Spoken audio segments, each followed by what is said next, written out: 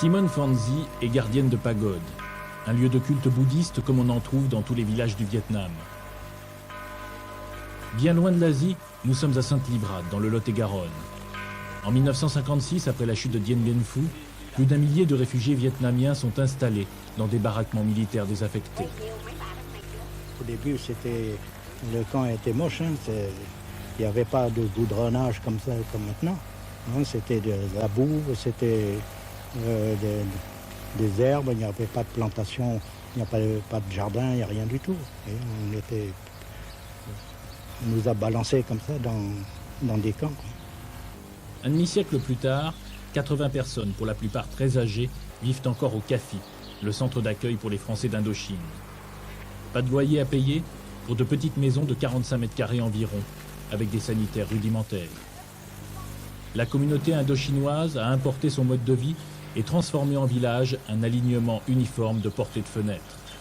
Ici, dans le silence de la campagne, règne une sérénité, une convivialité, une sagesse typiquement asiatique.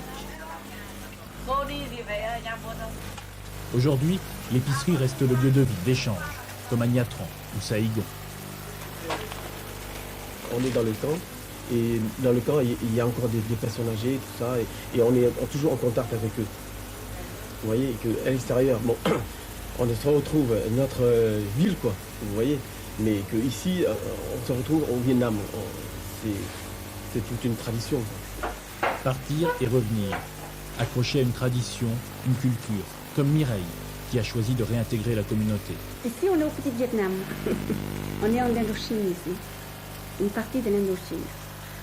Parce qu'il y a la culture et les gens qui cultivent des produits exotiques. Et on a tout sous la main. Hein.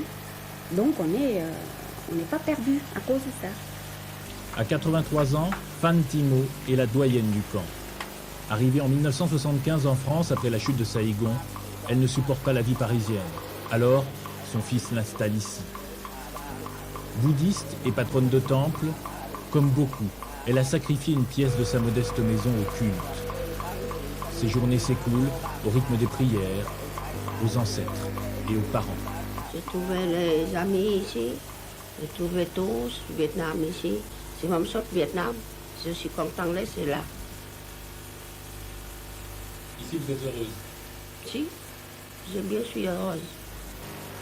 Dans les rues de Sainte-Livrade, les Harkis, une autre communauté, côtoient les Indochinois, visiblement sans heurts.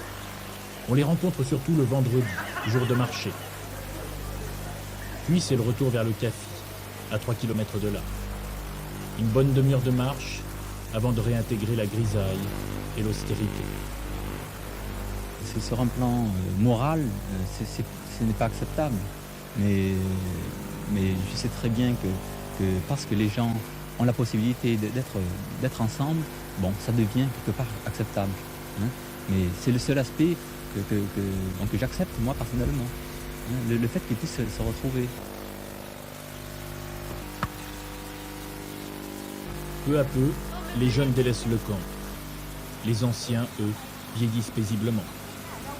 S'ils étaient séparés, je crois que d'autres, enfin, certains seraient morts simplement beaucoup plus rapidement. Je prends l'exemple de certains qui ont été admis en maison de retraite. Ils n'ont pas tenu plus de 2 ans, 3 ans. Et donc ils sont morts très vite comme ça. Entre l'intolérable et l'indispensable, une communauté a trouvé des racines. Le CAFI devait disparaître avec elle, mais aujourd'hui, même les jeunes souhaitent que le camp continue à vivre au moment où l'on évoque sa destruction.